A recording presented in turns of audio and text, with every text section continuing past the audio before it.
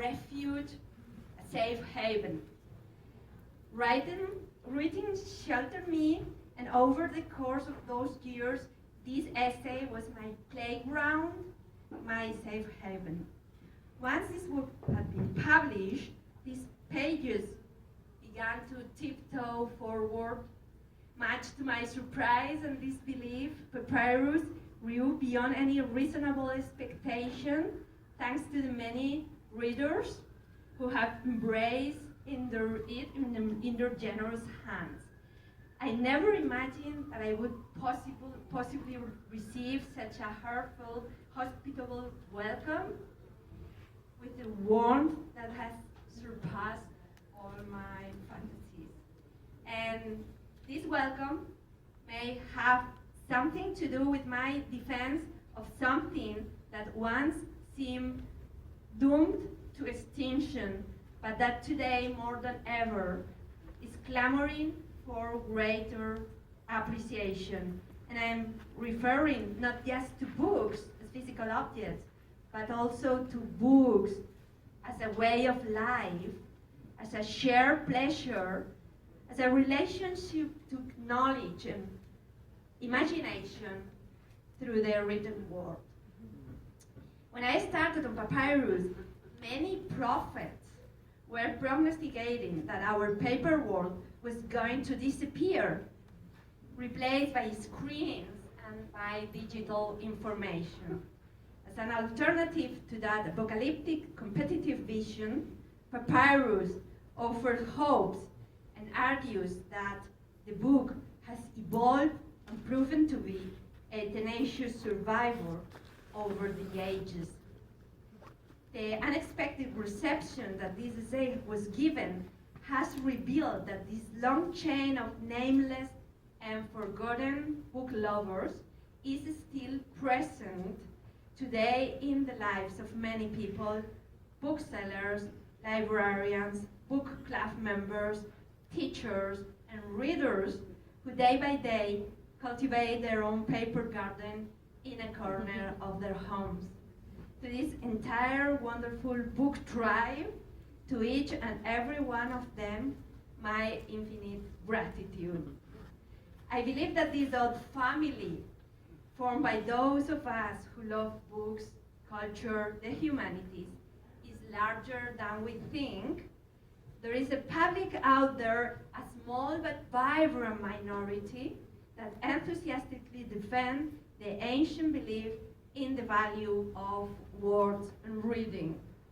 Perhaps after decades of sidelining and devaluing the humanities, the time has come for us to reclaim their place in our present and above all, in our future. The world needs philosophy, creativity, ethical reflection, can now more than ever.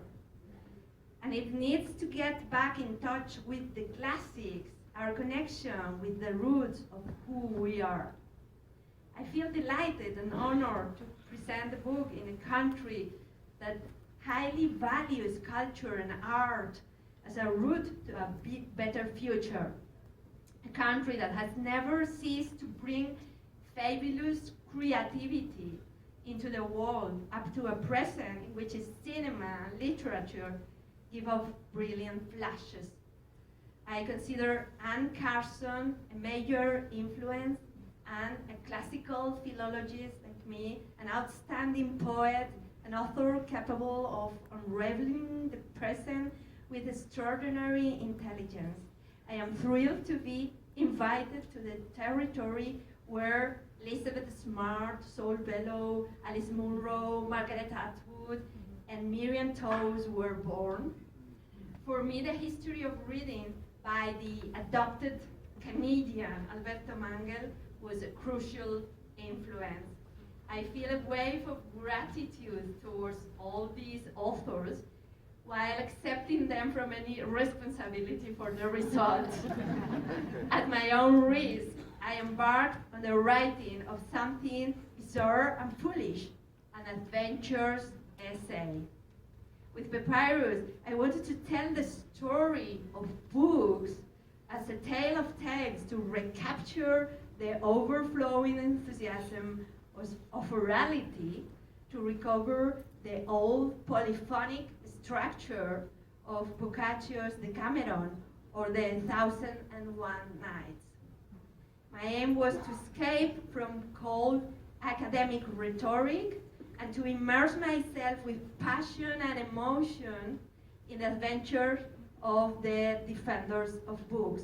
This playful, sensual way of looking at things also let me explore the borderlands between fiction and non-fiction, to narrate our past so it could be read as avidly as one would read a novel. I am standing up for the hedonism of curiosity, of knowledge, of connection with other minds.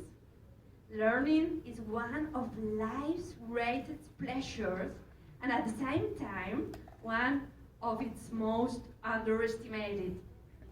Papyrus was born with the dream of telling the story of the invention of books in the ancient world, the journey of that physical object that was born to fill us with wonder and to astonish us, the one that today, more than ever, claims its place at the very substance of life and thought.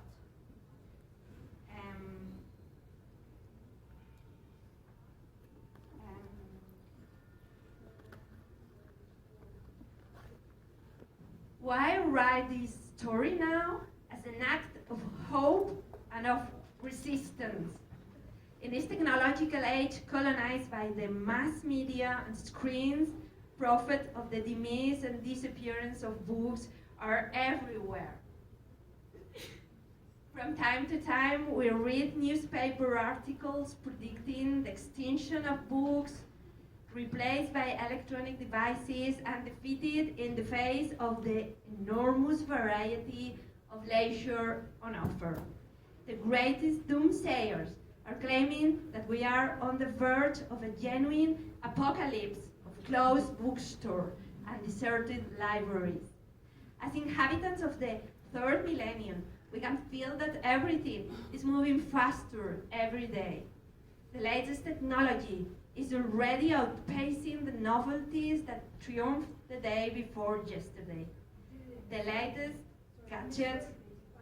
Defunded libraries are soaring today. No more libraries. And we're next. They push us to admire the innovation that arrives swiftly, like surfers on the crest of the wave. We compare something old and something new, like a book and a touch-screen tablet, or a violinist sitting next to a teenager chatting on the subway, we might conclude that the new has a greater future.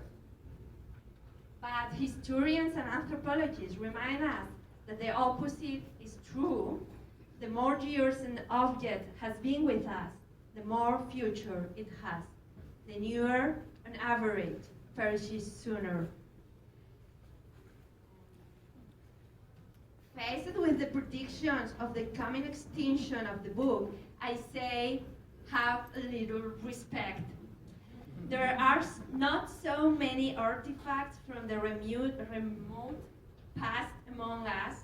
Those that remain have proven to be survivors and difficult to dislodge. The chair, the spoon, the glass, the scissors, the hammer, the book. There is something in their design and in their refined simplicity that no longer allows for any radical improvements.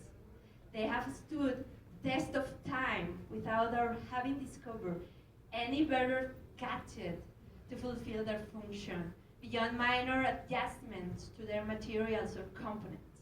They verge on perfection. Of course, technology is dazzling, but we all long for things that we have lost. Photos, files, old jobs, memories, because of the speed with which its products age and become obsolete. And it is a planned obsolescence.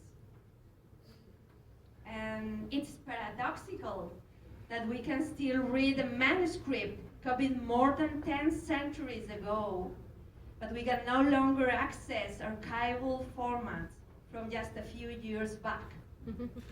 Unless we hold on to all our successive computers and players like a museum of outdated technology in the storage rooms of our homes. I have written this book because I believe with deep conviction that libraries and bookstores are part of the very best of our lives.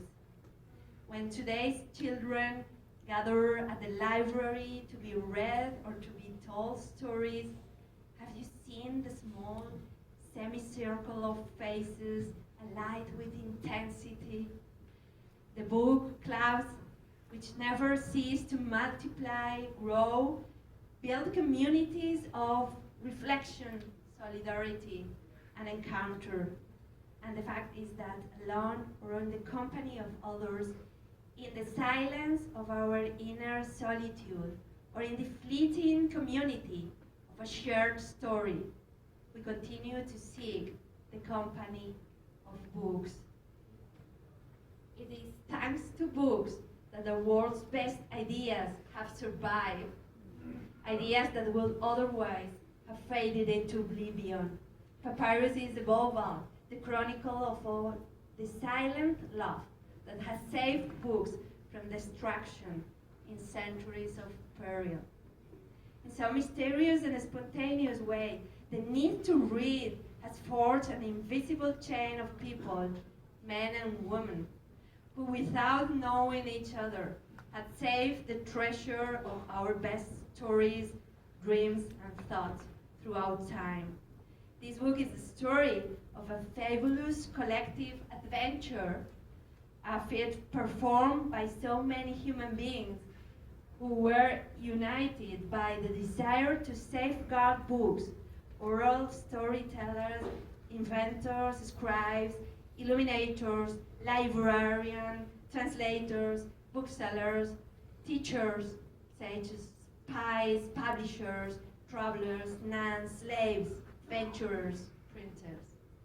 Readers in their clubs, in their homes, on mountain peaks, by the roaring sea, in capitals where energy is concentrated, and in remote enclaves where knowledge takes refuge in times of chaos. Ordinary people whose names, in many cases, are not recorded in history, the forgotten, the anonymous.